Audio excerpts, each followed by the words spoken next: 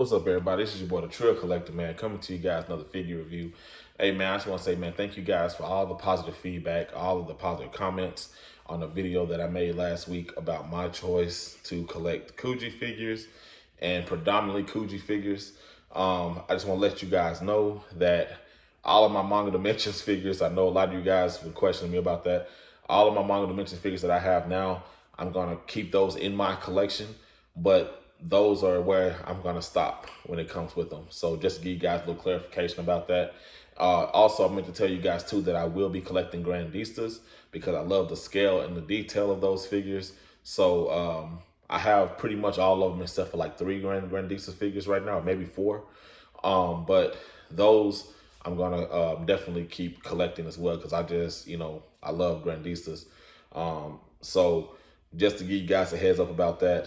Oh, and my Medicos figures. I forgot about that. I'm gonna keep collecting that as well. I only need one more. But my collection as of right now is predominantly Kujis and Kujis only, and a couple of Grandistas that I'm missing, and my Medicos, and that is it. So thank you guys, man, for being so understanding, for being so supportive of that as well. You guys are the best, man. It's the reason why I do this because of y'all, man. So, appreciate it, man. Your boy really appreciates that, and I cannot say that enough. So as you guys can see, man, this is my boy. This is my favorite character in the entire Dragon Ball Z lore and a whole Dragon Ball universe, man. This is my boy. This is none other than the uncontrollable rage, man. The demon himself, man. This is Super Saiyan Broly from the 1990 film Return of Broly. This was a figure that was, in the beginning, was a blind box lottery prize that you got over in Japan. And if you guys remember, you guys can go back and check my video out on the legendary Blue Broly, and I'll explain that a little bit more in detail. But this one here, when it released stateside, it got his own box, and I have my own feelings about that, and I'll tell you guys in a minute. But here it is right here. This is the box that this bad boy comes in. There's the Toei stick of authenticity, some more box art, as you guys can see. And there it is with the Ichibansho sign right there. So my sentiments about this figure, right? I would have been cool if it was randomized like it was in Japan. I know a lot of people know over here in the States, they know that, hey, I want the Super Saiyan version, or hey, I want the blue version of this character. So I think that's probably why they did it, because individuals are, they already know what they want, versus over there, I think it's a little bit more accepted. But I feel like that kind of takes away from the Kuji feel, Now, this is not a Kuji figure per se, but it's an Ichibansho. It's an overseas release of it. It's the exact same figure as the Kuji, just different boxing and lettering and all of that. But I just kind of feel like it takes away from it. It takes away from that Kuji feel. If them guys would have just kept it randomized, man, I think that would have gave it a little bit more of an authentic feel. We have a lot of collectors already, man, that feel like the Ichibansho versions are not the real thing, but I just feel like if you want to keep that connectivity between the two, keep that little bridge going, I felt like keeping it random probably would have been a little bit better. I'm just being honest though, right? Now the negative side of it is, how many Super Saiyan Brolys are you going to get in a box before you get the blue, or vice versa? How many blue Brolys are you going to get before you get the Super Saiyan version? It's a negative to everything. But I just kind of still stand on, it would have been cool, right? If you guys remember, the box for the blue Broly had both characters on it, and you didn't know what you were going to get until you actually purchased that figure.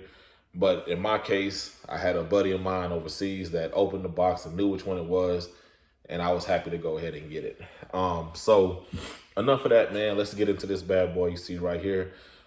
This one here, I'm gonna be honest, man. I like the shading on the Super Saiyan version better than I do on the blue. The reason I say that is because he has that more of that deep crimson red on his skirt here, and that white look on his pants. The more reminiscent Broly. You know what I'm saying? The one that we all remember. This Broly. Before we get into some more detail about him, this one is from the 1994 film The Return of Broly, and this was when he was pretty much decimating Kid, Trunks, and Goten. And Gohan came in, adult Gohan came in, and pretty much held his own. And those three guys, they decimated this guy. In my opinion, I felt like this was a much weaker version of Broly. I don't think he was as menacing in this film as he was in the original. He was more of a toned down version of it. And I didn't too much like that. He was getting worked in that movie in my opinion, versus in the OG Broly 1993 film. I mean, he was knocking out Super Saiyan Vegeta, Super Saiyan Goku, Gohan, Trunks, Piccolo. He was just making a mockery of those guys, man. And this one here, he's just, you can see the battle damage on his chest. You know what I'm saying? I'm just being honest, not trying to be funny, but OG Broly from 1993 film, bro, would have never happened. It took all those guys giving their power to Goku to take care of OG Broly. You know what I'm saying? If you guys remember. But getting into this piece, man, it's an awesome piece, man. It has a lot of that nostalgic look. One thing that I really, really like about this figure is that it captures the night and day. And I mean that literally, right? This figure here is much lighter skin tone wise than this figure, right? If you look at it. This figure here was Broly. It had a lot of night scenes in it. It had a lot of them, the characters fighting at night, dusk, and all of that. And, Grant, that's why his skin tone may be a little darker. And his especially like with his skirt being a little purplish red, versus this one is more crimson red and the white. It was daytime when they was fighting. They were fighting in the waterfall and in the forest and all that type of stuff, right? So I really like that. I really like the attention to detail when it comes to those types of little small hints from the movie. One thing I really like about it is that it has the actual damage imprint on his abdomen and on the back side of his back, as you guys can see, from when Gohan had hit him in the abs and pretty much gave him, knocked the wind out of him. So I think that's pretty cool. Hair wise, it's a standard Super Saiyan hair, standard Broly hair. It's just colored yellow. Really can't say too much. I'm really not awestruck about that. So it is what it is when it comes to that. Countenance wise and portrait, his face, I mean, you really can't go wrong with a menacing look when it comes to Broly, right? You really can't do that as of right now. Captures likeness to the T. Awesome piece, man.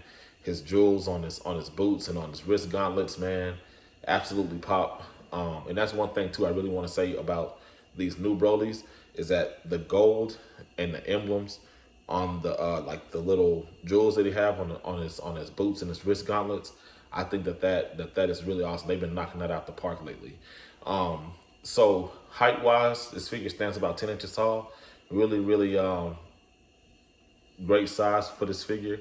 Scales well with King Cluster Broly, which I'll show you guys in a little bit.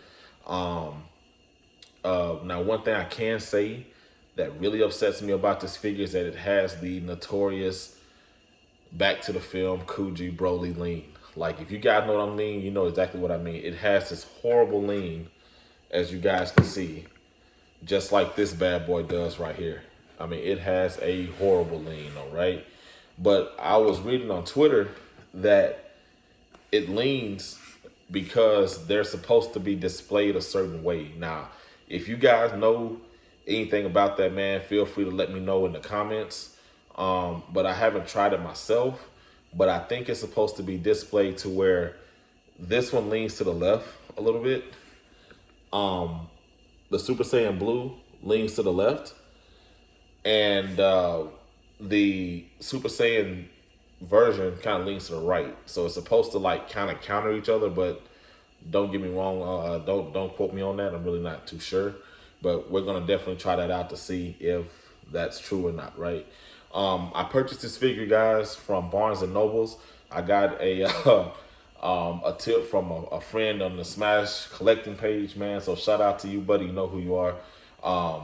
Thank you for pulling me in a direction to get this bad boy. I had this figure recently pre-ordered on GameStop, and it was supposed to release. It released last month on the 25th, March 25th, alongside the Golden Frieza.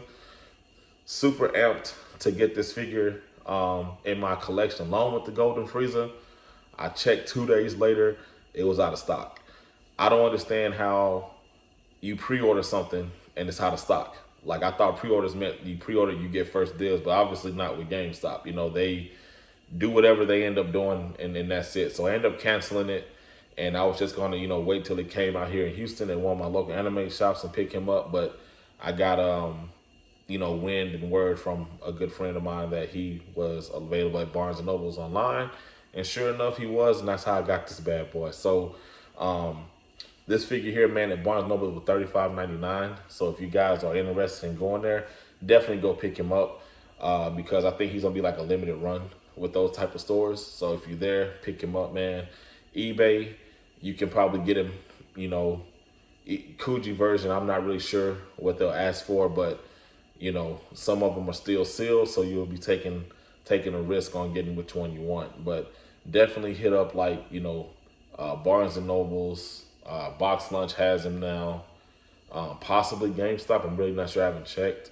Macari, I know I've seen a couple on Macari, but you really got to stay away from those type of places because it's a lot of, funny business going on there. Speaking from experience recently, and I'll tell you guys about that later. But yeah, there's a lot of, shady stuff going on that site, but that's a different story for a different day. So what I'm going to do, man, I'm going to go ahead and show you guys how this bad boy scales with the 1993 Broly and my favorite Broly of all time, which is the Dragon Ball versus Omnibus Z Broly, if I'm not mistaken. So let me go ahead and show you guys how these bad boys scale together and how I will have him displayed alongside the other Brolys that I have here. So I think it goes like this, if I'm not mistaken. Supposed to have them like that, kind of scaled together. Yeah, I think that was just kind of a, kind of somebody just talking, because yeah, they still lean the same way that they were. But yeah, here he is here, man, with this bad boy here. So as you guys can see, this is, this thing's huge. All three transformations of the legendary Super Saiyan.